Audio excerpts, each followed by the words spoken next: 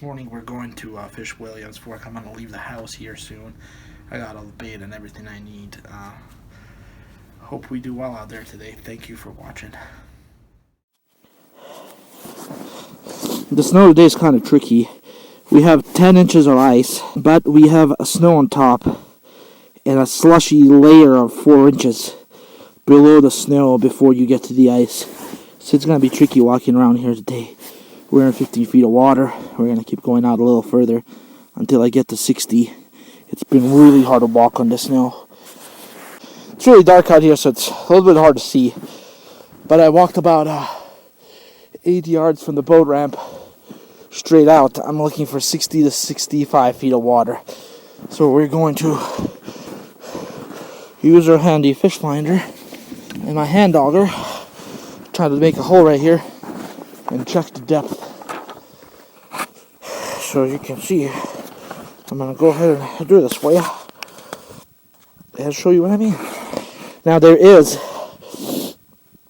10 inches of ice, like I mentioned, with 6 inches of snow and wet water or slush under the snow. And depending on where you go, but some places are better than others.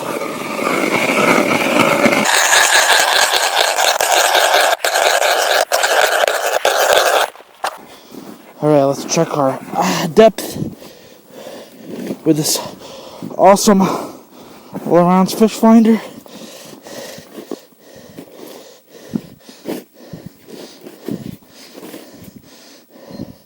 I'm assuming it's more than 20. So let's go. I'm in only 32 feet of water. So we're going to keep going for a while because I think it has a steep drop off coming up soon.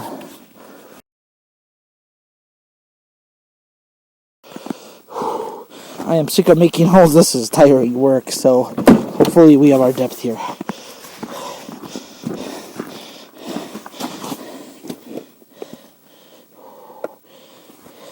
Yes, we do, 60 feet.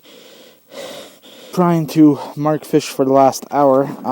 I think we're almost close, I hope. Yeah. The lake has been a little tricky to walk to. There's water under the ice and just makes it kind of hard to move.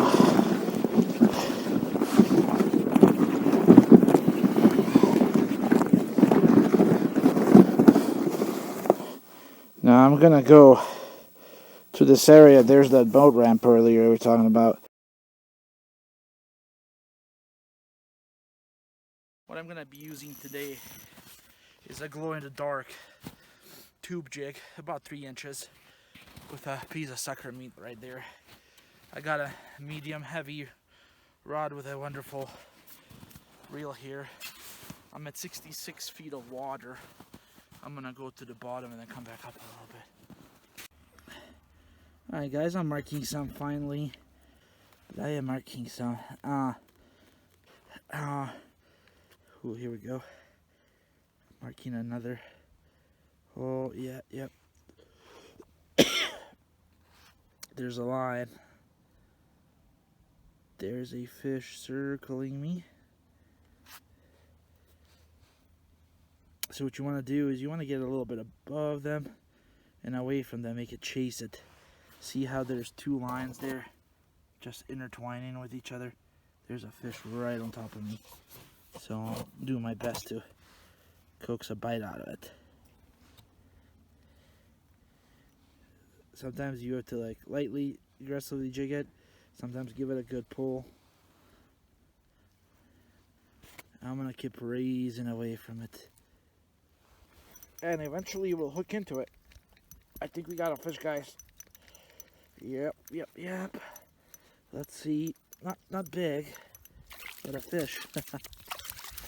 Alright. There he is. We're gonna let him go. And he kicked. I'm gonna put some sucker meat on and show you what I like to do.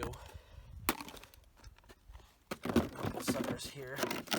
I always like to get the piece right off their back, because it's really juicy for Lakers there, and I'm kind of nice size one this time of year. They really like the meat, and I got the little blood there too. I like to really do it with the skin out, right through the meaty part, and of course you have to make sure you get into that skin. There we go, and that'll hold on really nicely on there. We're gonna get right down there again because there were some good fish biting down there. My guides are frozen. If you don't keep it in the water for a while, they'll freeze. But I'm working a good amount, and I think it's they're kind of starting to rise and eat a little more, and hopefully we'll catch something bigger. I've come here before where my jig is going down and it just stops, and a fish, you know, caught it before it hit the bottom. And I've done the same when retrieving up too. So that's why sometimes you want to get it all the way down until your line stops coming out. And then you want to bounce it off the bottom to steer up the mud down there, because that'll get the fish intrigued, you know, bam, bam, you know. Yeah, so I'm bouncing it off, and sometimes that's enough. And then, you know, sometimes you can just aggressively reel it up and in. And my tube jig glows in the dark, so they can actually see it. So it kind of helps me have the fish mark it with their own eyes. But I got it about, 65 feet, and I got it down to about 40 only. Because some of these fish are just suspended below the ice, and some are in mid-column. And you know, you have a lot of little ones that are hiding from the predators on the bottom. So, oh, here we go. And I'm just letting it go all the way to the bottom, so you know, go back to staring some mud if you don't see anything on the graph. So I want to make another point. My line looks like it's twisted, and that's my own fault. It's going to go to a jig, and you're going to keep actively jigging aggressively. What you want to do is take your line, attach it to a swivel, and attach a leader to the other side of the swivel. So that way, when you're doing these aggressive jigs, the swivel is where it's going to twist at, so your line doesn't twist. To some people, that's very important. Some comments, you know, have in the past, one of my videos have mentioned that. So, I mean, it's a good practice if you don't want to twist that line that'll cause a mess in your reel. Sometimes if they're not hitting it, you just got to lift it away from them.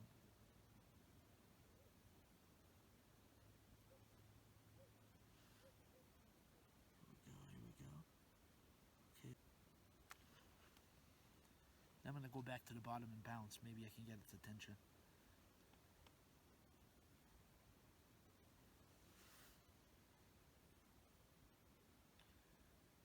Maybe while I'm eating, he might come and eat. I got another one playing with my...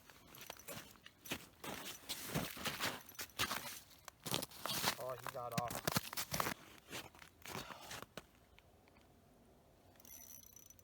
Oh, they're tricky. Oh my god, I keep losing him. You gotta madly set the hook. Oh, yep. Oh, we got a nice one, guys. Oh, man. Oh, look at that nice, beautiful, healthy fish. What? 16 inches, and we're going to let him go. Yeah, nicely let him go. All right. And the fish are literally right below us. I mean, there's a school of a bunch of them.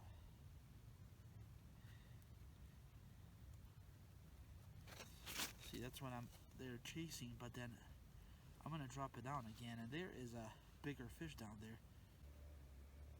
Here we go, here we go. Just got it away from them, and now I'm waiting and jigging in one spot. I can see them coming up to me.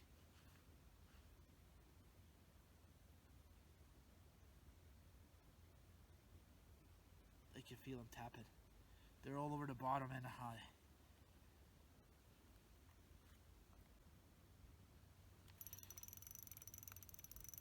Oh yeah, here we go, guys. I think, lost him.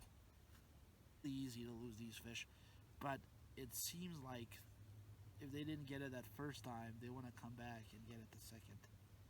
So just be patient and drop it right back down. Now I'm making some on the bottom, and I think I'm going to take it down just to see what I can.